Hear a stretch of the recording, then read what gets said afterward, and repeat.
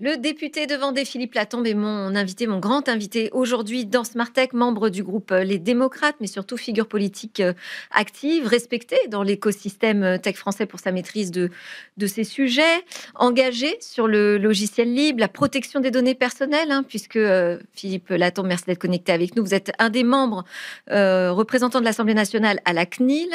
Vous êtes aussi très engagé sur tous les enjeux stratégiques d'autonomie technologique de l'Europe. Je précise également que vous êtes le président, vous avez présidé la commission spéciale chargée d'examiner le projet de loi relatif à la résilience des infrastructures critiques et au renforcement de la cybersécurité. Précision dans laquelle on retrouvait Madame Anne Le Hénanff, qui était l'une des rapporteurs dans cette commission. D'ailleurs, peut-être un petit mot pour commencer, monsieur le député, sur la nomination au poste de ministre délégué d'Anne Le Hénanff. Moi, je suis très content que une des rapporteurs du texte Résilience, donc qui parle de cybersécurité, devienne ministre délégué au numérique. Ça montre que la cybersécurité est quand même un sujet qui va l'occuper et j'en suis très content. Le petit bémol, c'est que j'aurais aimé qu'elle ne soit pas rattachée à Bercy, mais rattachée à la fonction publique, comme c'était le cas dans l'éphémère gouvernement précédent, parce que ça lui aurait donné une administration complète et pas d'être simplement sous la tutelle de Bercy, ce qui est toujours un peu difficile pour le numérique. Mais voilà, c'est ce petit bémol. Ah d'accord, donc vous faisiez partie des militants pour un rattachement au ministère de la fonction publique, mais parce que on avait l'impression que ça donnerait une connotation très transformation numérique de l'État finalement au numérique et que ce serait un peu réducteur. Oui, mais ça a le gros avantage, c'est que du coup, la DINUM, qui est fonctionnellement rattachée au ministère de la fonction publique, aurait été sous la responsabilité d'un ministre de plein exercice. Donc, ça avait du sens aussi, et on voit bien qu'aujourd'hui, la question de la commande publique, la question de la transformation numérique de l'État est quand même une des questions particulières dont le ministre du numérique doit se saisir. C'est plus simple quand on a l'administration directement sous sa responsabilité. Alors, on va en parler de la DINUM, mais pas tout de suite. Je voulais qu'on continue sur le sujet de la résilience, de la cybersécurité.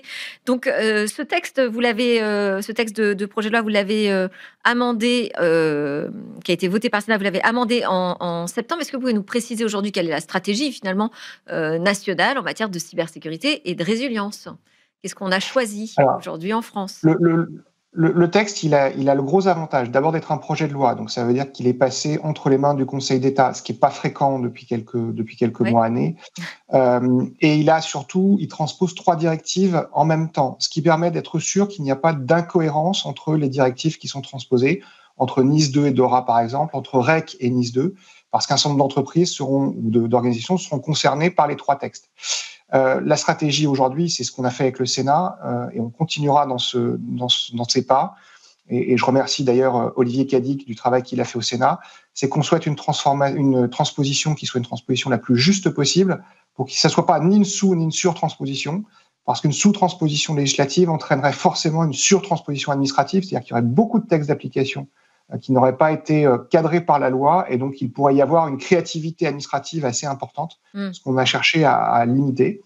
On a quelques points encore à améliorer, la question du guichet unique des déclarations des incidents, la question du référentiel, dans lequel on souhaite que soient intégrées des normes internationales ou des référentiels déjà existants, par exemple ceux de l'ENISA ou des normes ISO, et puis la question des sanctions pour les entités publiques. On ne pense pas forcément qu'aux collectivités. Là, je pense essentiellement aux entités publiques qui ne sont pas directement l'État central. On peut penser par exemple à France Travail, qui a subi de nombreuses attaques et pour lequel le système d'information ressemble quand même à une passoire. Et on a encore eu des fuites de données hier, ça a été confirmé hier.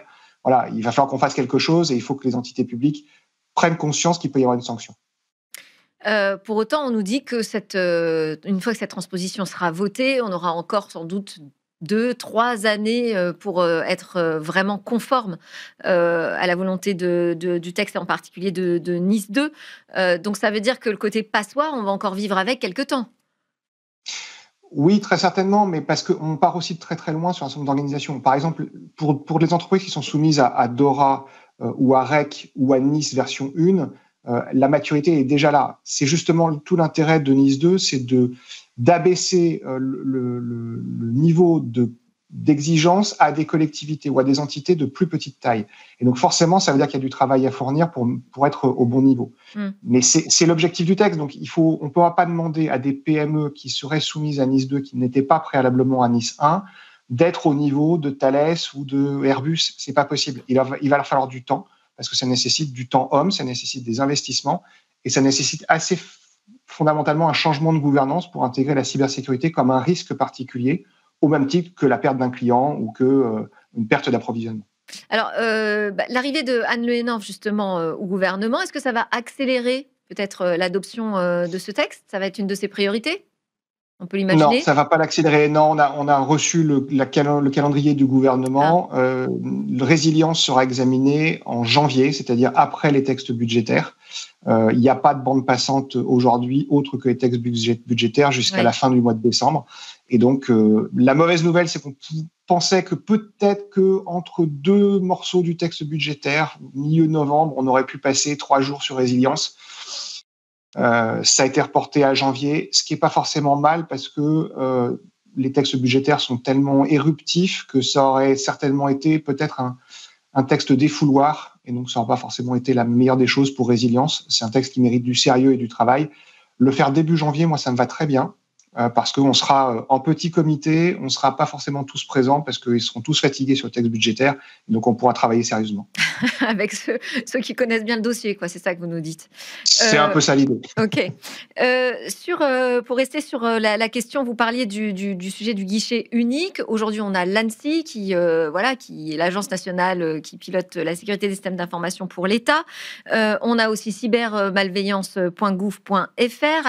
D'ailleurs, j'ai vu que dans le texte, vous vouliez lui attribuer un rôle plus important aussi de pilotage, sur la sensibilisation. C'est entre les 2 que ça se joue?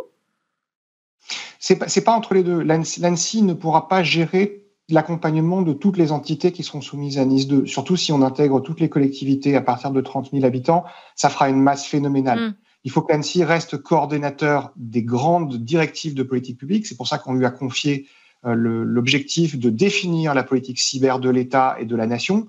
Et derrière, ensuite, on a besoin d'opérateurs. Et par contre, on ne peut pas se permettre d'avoir 50 000 opérateurs partout sur le territoire, ce qui serait un mal français que de créer un opérateur par EPCI ou par grande filière. C'est pour ça que l'idée, c'est aussi de se dire que nous avons des outils qui existent déjà.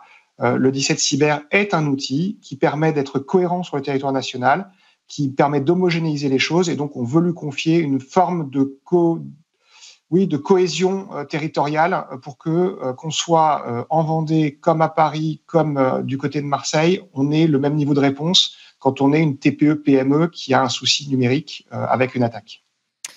OK. Alors moi, j'ai entendu un RSSI d'un grand CHU, je ne vais pas le préciser davantage, que j'ai rencontré aux assises de la cybersécurité à Monaco, qui était, scandalisé par, les textes, NIS 2, le CRA et tout ça, qui ne prenaient pas en compte finalement, les problèmes très concrets des hôpitaux, à savoir que aujourd'hui, les logiciels qui sont fournis dans les établissements de santé ne sont pas labellisés, ne sont pas soumis à des responsabilités, ne sont pas contraints à des obligations de cybersécurité. Vous avez entendu parler de ça? Est-ce que c'est quelque chose qui pourrait être intégré dans le texte français? Alors, c'est un texte c'est une question qu'on s'est posée en commission, que nous avons ouvert. Donc, la réflexion n'est pas terminée puisque le dossier n'est pas passé encore en hémicycle. Nous attendons de voir, c'est pour ça que c'est bien qu'on ait un tout petit peu de temps, nous attendons de voir si c'est définitivement inscrit dans le texte CRA ou si ça ne l'est pas. Si ça ne D'accord. l'est pas, nous prenons nos responsabilités pour l'intégrer dans NIS 2. Si c'est dans le texte CRA et que nous avons bien les modalités d'application du CRA concernant les dispositifs médicaux, parce que ça, on parle de beaucoup de choses en termes de dispositifs médicaux. Oui. On parle du scanner jusqu'au pacemaker connecté. Enfin, il y a plein de dispositifs. Et donc, on verra s'il faut qu'on l'intègre dedans. Pour l'instant, d'après ce que nous dit l'Europe, c'est plutôt du domaine du CRA. Mais on attend de voir si d'ici la fin de l'année, on a la transposition en termes opérationnels du texte CRA avec ce dispositif-là, ou sinon on l'intégrera dans NIS 2. D'accord, donc vous êtes vigilant sur ce point. Parfait. En termes de sujets européens, justement, il y a la question des échanges de données entre l'Europe et les États-Unis. Sur ce sujet, vous avez déposé un recours contre la Commission européenne, qui vise donc à faire annuler le Data Privacy Framework. Ce recours a été rejeté par la Cour de justice de l'Union européenne. Est-ce que vous pensez qu'il y aura une suite? Est-ce que vous allez donner une suite? Vous avez dit que oui. Alors, il a été rejeté par le tribunal de l'Union, qui a considéré que, au moment de la signature du DPF, un certain nombre de garanties d'équivalence, en tout cas de protection des données, étaient données par le gouvernement américain. On a bien vu que depuis la signature du DPF et l'arrivée de Donald Trump, il y a quand même un certain nombre de choses qui ont changé, et notamment un certain nombre de juges d'un organe très particulier qui est le PCLOB ont été révoqués parce qu'ils étaient démocrates et que donc il n'y a plus de garantie d'équité. Oui. Donc le tribunal de l'Union m'a dit qu'il n'y avait pas de sujet à ce moment-là. À partir de ce moment-là, j'ai donc décidé d'aller devant la Cour de justice de l'Union, c'est-à-dire de faire appel de la décision. D'accord. Ce qui est parfaitement possible. Donc c'est fait. Pour être très très clair, mon recours a été déclaré recevable par le tribunal de l'Union, ce qui est une première. Donc c'est une nouvelle voie de recours qui vient d'être ouverte en Europe, et c'est déjà un premier succès. Maintenant, il reste à la Cour de justice de regarder ce DPF à l'aune de ce qu'il avait déjà dit au moment des arrêts Schrems 1 et Schrems 2. Ok, sur ce sujet de la souveraineté, justement, alors je ne sais pas si ce terme vous convient, vous me direz, vous avez demandé au gouvernement aussi de dénoncer 2 contrats qui ont été signés avec Microsoft, l'un par le ministère de l'Éducation nationale, l'autre par l'école Polytechnique. Polytechnique a finalement donc décidé de suspendre ce contrat. Vous interpellez la nouvelle ministre, Madame Le Henaf, aussi sur cette thématique du choix des marchés publics, de l'exposition aux lois extraterritoriales. Là, de la même façon, est-ce que vous pensez qu'il faut engager une procédure contre ces décisions ? Alors, c'est très clairement la vraie question, c'est est-ce que l'État peut se réformer et peut décider une fois pour toutes de faire en sorte que la commande publique aille plutôt vers des entreprises européennes, françaises si c'est mieux, mais européennes en règle générale. Et comment est-ce qu'on peut se décorréler des problèmes américains ? On a vu que c'est pas simplement un problème de transfert des données, c'est aussi une question de disponibilité des services. Je reviendrai pas sur l'épisode de la Cour pénale internationale où un certain nombre de juges n'ont plus accès aux services américains. On voit aussi, et c'est très récent, on l'a eu déjà avec Microsoft et CrowdStrike au moment des JO, une petite mise à jour qui s'est mal passée et qui a quand même posé un certain nombre de problèmes à beaucoup d'entreprises dans le monde.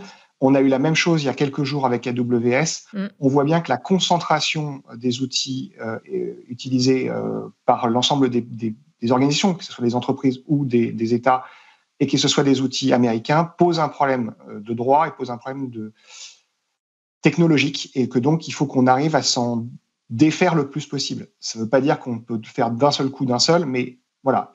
Et quant à Polytechnique, des universités avaient déjà fait ce choix, on leur avait dit que c'était pas bien, elles avaient fait machine arrière.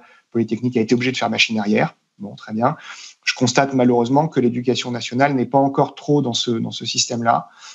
Je donne un petit éclairage aussi, c'est regardons combien va nous coûter le passage de Windows 10 à Windows 11 en termes d'acquisition d'ordinateurs, parce que l'ordinateur n'était pas au niveau de Windows 11. Ça a été estimé aux alentours de 50 millions pour le budget de l'État. Je pense qu'on aurait pu faire autre chose des 50 millions dans un contexte budgétaire aussi restreint. Mais vous appelez même la ministre à faire appel à la DGCCRF pour regarder les pratiques commerciales de ces géants du numérique, justement. Oui, parce que très clairement, il y a un certain nombre d'offres qui sont des offres quasiment à zéro concernant un certain nombre de publics. Et bizarrement, c'est plutôt des offres très peu chères quand ça concerne le milieu éducatif. Parce que très clairement, quand on a appris à fonctionner en informatique avec une suite logicielle très connue qui est Office 365, on a tendance à la conserver et à conserver ce réflexe de toujours l'utiliser. Et donc, c'est un peu comme on le dit pour les écrans et pour l'addiction. C'est une addiction qui ne dit pas son nom, technologique, qui fait qu'on continue ensuite, quand on est plus grand, à vouloir les utiliser. Or, on a aujourd'hui des solutions qui marchent très bien. Elles ne sont pas aussi puissantes peut-être sur un certain nombre de sujets, mais il y a des briques qui permettent de les transformer. Mais elles marchent très bien sur les utilisations de base dont tout le monde a besoin, c'est-à-dire un tableur, un traitement de texte, une présentation à diffuser sur écran. Enfin, tout ça, ça marche très bien et on sait le faire. Donc, il faut que l'État soit agnostique sur ce sujet-là. Vous avez des nouvelles du Health Data Hub. Vous avez dû suivre, comme tout le monde, comme beaucoup, l'audition de Stéphanie Combe au Sénat, c'était en mai dernier. Depuis, que s'est-il passé ? 2 choses. La première, c'est qu'il y a un premier appel d'offres qui a été lancé qui demande à ce qu'on puisse trouver des solutions qui respectent la doctrine cloud au centre, cloud de confiance, qui a été publiée. Un certain nombre d'entreprises françaises et européennes ont répondu à cet appel d'offres. Donc, j'espère qu'on va pouvoir enfin avoir un bout de commencement de réversibilité vers des solutions souveraines. La deuxième chose qui est plus importante, c'est que la gouvernance du Health Data Hub a changé et qu'il y a un directeur général par intérim qui a été nommé il y a quelques jours. Et donc, j'espère qu'on va pouvoir enfin avoir un apaisement sur ce sujet-là et que le Health Data Hub, enfin la plateforme des données de santé, puisqu'il faut l'appeler comme ça maintenant, jouera vraiment son rôle. Il ne faut pas la détruire. Je pense que nous en avons besoin vraiment, mais il faut qu'elle soit beaucoup plus appuyée sur les territoires, sur les CHU des différents territoires, qu'elle soit simplement une grande fédératrice des données de santé, des entrepôts de données de santé, notamment pour répondre à des appels d'offres européens en termes de recherche. Mais il ne faut surtout pas qu'elle phagocyte la totalité de la recherche, ce qui était un peu le cas avant, ce qui faisait que des CHU, même la PHP, refusaient de donner leurs données et que du coup, ça bloquait la recherche. Donc voilà, on a besoin de changer la gouvernance, il faut qu'elle soit beaucoup plus décentralisée et qu'elle s'appuie plus sur les territoires. Et je pense que c'est la bonne stratégie et j'ai l'impression que le nouveau directeur général par intérim a envie que ça marche. Donc voilà, on va laisser sa chance au produit. C'est comme ça. Alors, en parlant d'apaisement, ça me fait penser au conflit qui oppose la DINUM, donc la direction du numérique, avec le CNLL, le Conseil national du logiciel libre. J'imagine que vous avez suivi les échanges, notamment qui passent par les réseaux sociaux ou par voie de presse. Le Conseil national du logiciel libre qui dénonce donc une concurrence irresponsable de la part de la DINUM, une stratégie d'exclusion des entreprises françaises du logiciel libre dans les politiques publiques. Le sujet, c'est est-ce à la direction du numérique de l'État de développer ses propres solutions open source en concurrence avec des solutions qui sont déjà disponibles sur le marché. Quelle est votre position, vous, dans ce débat? J'ai très clairement pris position sur le sujet, donc je vais être très, très cash. Partagez-la. Ça aura une transposition très claire en termes budgétaires. Aujourd'hui, la DINUM doit avoir un rôle de fédérateur, un rôle de cohésion au sein des politiques publiques de traitement des données et des politiques publiques informatiques au sein de l'État. Ça n'est pas à la DINUM de faire à la place du secteur privé qui sait déjà faire, à la place d'associations qui savent déjà faire. C'est pas son rôle. Et donc aujourd'hui, je trouve que la DINUM a pris ce rôle qu'elle avait commencé à vouloir avoir dès 2016 avec l'ancien DINSIC qui avait du coup été débarqué. L'arrivée de la nouvelle directrice de la DINUM qui a pris comme conseiller spécial son ancien prédécesseur de la DINSIC, ça va pas, quoi. Oui. En fait, on est dans une doctrine qui est une doctrine qui est toujours la même. C'est je fais à la place du secteur privé, je développe pour le compte de l'État. Et quand on regarde objectivement ce qui s'est passé, ça marche pas très bien, quoi. Je reparlerai pas de Louvois pour le ministère des Armées. Là, moi, j'ai un problème avec. Vous utilisez CHAP ? La CNAM.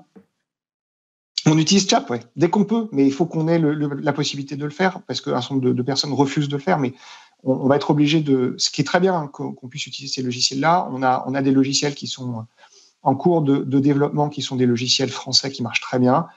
C'est pas la peine que la DINUM entre en concurrence. Et donc, en conséquence, j'ai fait la somme des 3 derniers appels d'offres que la DINUM a lancés pour faire des produits à la place du secteur privé. Ça fait à peu près 700 millions. Et donc, je vais proposer de faire l'économie de ces 700 millions dans le cadre du budget 2026 en annulant ces crédits pour 700 millions. Vous allez proposer aussi de revoir le crédit d'impôt recherche, si j'en crois votre tribune dans Le Point. Où vous appelez en fait à passer de l'arrosoir au ciblage stratégique. Qu'est-ce que vous proposez exactement ? Je propose de pouvoir faire en sorte que ce ne soit pas forcément les grands groupes qui soient bénéficiaires du crédit impôt recherche au maximum, que ce soit plutôt les TPE-PME, parce qu'il y a de la création et de l'innovation dans les TPE-PME et que les dossiers crédit impôt recherche sont beaucoup trop compliqués pour ces entreprises-là. Et donc, je propose une inversion des choses et donc une simplification de l'attribution du crédit impôt recherche pour ces TPE-PME. Et puis, très clairement, de prioriser un certain nombre de secteurs stratégiques pour qu'on puisse avoir une vision cohérente. Et je pense notamment, effectivement à l'IA, mais aussi au quantique, mais aussi à un certain nombre de sujets qui méritent que nous investissions pour l'avenir. Et donc aujourd'hui... Oui, pardon. Non, j'allais dire, on n'a plus beaucoup de temps et je voulais quand même que vous passiez au test de l'interview, oui ou non. Question très binaire. Philippe Latombe, je vous préviens. Mais Donc, je vous en prie. oui ou non, en tant que président de la commission donc chargé d'examiner ce projet de loi résilience, vous jugez qu'aujourd'hui, on a un bon texte en termes de sécurité, mais aussi de protection de la vie privée et de contraintes économiques? Oui, mais il peut s'améliorer. Donc oui. Vous êtes pour ou contre ce doublement de la taxe sur les services numériques qui a été voté? Oui, oui, mais c'est à nuancer. Oui, ça permettra de pouvoir commencer à se poser la question d'utiliser des produits européens plutôt que des produits américains. Je vous ai posé la question tout à l'heure, je vous la repose. D'accord ou pas d'accord avec le Conseil national du logiciel libre qui dénonce la stratégie d'exclusion des entreprises du libre par la DINUM? Oui, au carré. Vous aimez ou vous n'aimez pas le mot souveraineté? Il a été trop galvaudé, donc je l'aimais bien avant. Maintenant, non, je préfère autonomie stratégique. Et vrai ou faux, la stratégie Startup Nation avec tous les objectifs de licorne a manqué son objectif principal? Oui, oui, ça a manqué son objectif principal. Donc oui, nous avons fait des licornes B2C alors que nous aurions dû faire des licornes B2B avec de la deep tech. On a raté ce virage-là. J'y crois ou j'y crois pas à l'annulation du Data Privacy Framework qui encadre ces échanges de données entre l'UE et les États-Unis. Ah oui, oui, j'y crois, sinon je le ferais pas, effectivement.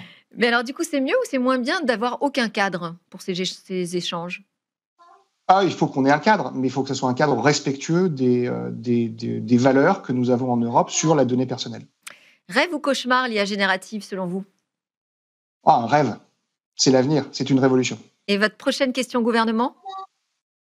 Ah, j'en ai eu une là, cette semaine sur Exaion, qui est un de mes gros combats en ce moment. Exaion, c'est une société qui fait du calcul haute performance et qui pourrait faire du minage de Bitcoin quand on a des surcapacités d'électricité. Donc, je suis très actif sur le sujet.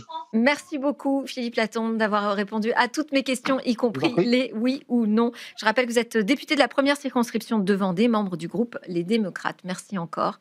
Et merci à tous de nous avoir suivis. C'était Smart Tech avec la grande interview aujourd'hui et aussi une découverte de cet écosystème en Turquie. À très bientôt sur la chaîne Bismart.